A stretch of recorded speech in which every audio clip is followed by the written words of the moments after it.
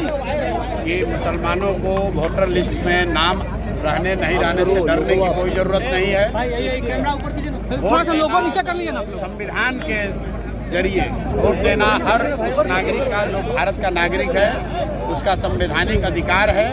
मैं मुसलमानों से इतना ही कहूँगा, ये मुसलमान और हिंदू का मामला नहीं है। बिहार में हर वो गरीब जिसके पास पेपर शायद न हो, हर वो व्यक्ति 50 लाख से ज्यादा बच्चे बिहार से बाहर मजदूरी करते हैं, उसमें सभी जाति सभी धर्म के लोग हैं, सभी वर्ग के लोग हैं।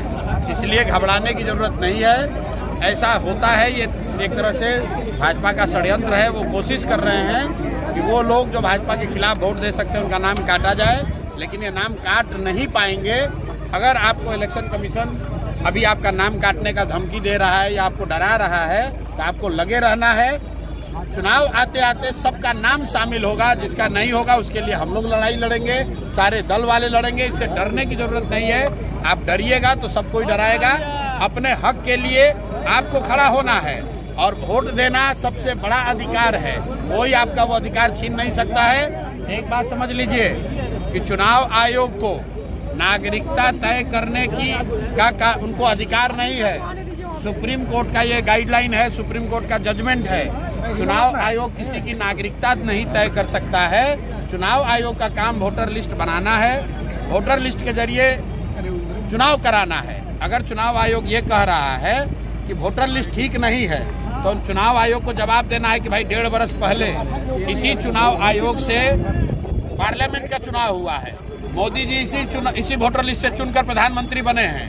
तो अगर वोटर लिस्ट खराब है, गलत है, तो मोदी जी क्या फिर से इस्तीफा देकर फिर से चुनाव लड़ेंगे? और अगर चुनाव आयोग ये कह रहा है कि लोकसभा चुनाव के बाद नेपाल से, बांग्लादेश से लोग आ गए, तो ये बताए कि भाई बिहार में सरकार किसकी है? भाजपा की है, नीतीश की है। तो ये भाजपा नीतीश के सरकार के रहते बांग्लादेश और नेपाल से लोग आए कैसे? तो भैया ये संभव नहीं है। ये शुरुआती कीदड़ भभकी है, इससे डरने की जरूरत नहीं है। जिसका नाम भी कट रहा है वो लाकर आप मिलिए। रुको भाई साहब, सूत्र की जो बात कर रहे हैं, अरे चुप रहो नहीं, पहले हमारा जवाब देने से पहले आप ही पूछ लीजिए। चुनाव पहले जो बात है समझ लीजिए। जिसका नाम कट रहा है आप तुरंत हम लोग से संपर्क कीजिए। आपको जनसुराज नहीं पसंद है, कांग्रेस पसंद है, कांग्रेस संपर्क कीजिए। राजनीतिक दलों के कार्यकर्ताओं से, नेताओं से संपर्क कीजिए, ताकि आपका नाम हर हालत में जोड़ा जाएगा। चुनाव आयोग आपका नागरिकता तय नहीं कर सकता है, ये उसके अधिकार क्षेत्र के बाहर का मामला है। सर तेजस्वी यादव कह रहे हैं सीमांचल क्षेत्र पिछड़ा है, अगर सरकार बनेगी तो हम विकास करेंगे सीमांचल क्षेत्र का। तो पिछले 30 वर्ष से बिहार में किसकी सरकार है? 15 वर्ष लालू राबड़ी की सरकार थी, 3 वर्ष खुद तेजस्वी यादव डिप्टी सीएम थे। आप बताइए सीमांचल में एक भी बढ़िया स्कूल कॉलेज बनाया हो तेजस्वी यादव ने? तो राजद की सरकार ने यहाँ के बच्चों के लिए अगर पढ़ाई की व्यवस्था की हो, रोजगार की व्यवस्था की हो, यहाँ से पलायन रोकने के लिए कुछ काम किया हो। भाई 18 वर्ष कम थोड़ी ना होता है। 18 वर्ष जब आप सत्ता में थे तो सीमांचल के लोगों के लिए, युवाओं के लिए आपने क्या किया?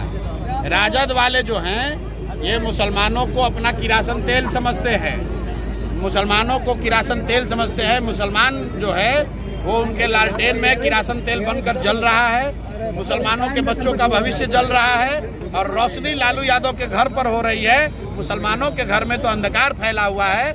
उनके बच्चे तो इस राज्य से बाहर जाकर 10-12 हजार रुपया के नौकरी के लिए, रोजगार के लिए धक्के खा रहे हैं, नरक का जिंदगी जी रहे हैं। और मुसलमानों का वोट लेकर अपना लालटेन जला रहे हैं और अपने घर में रोशनी कर रहे हैं, वो हैं तेजस्वी यादव, लालू यादव। बिहार सर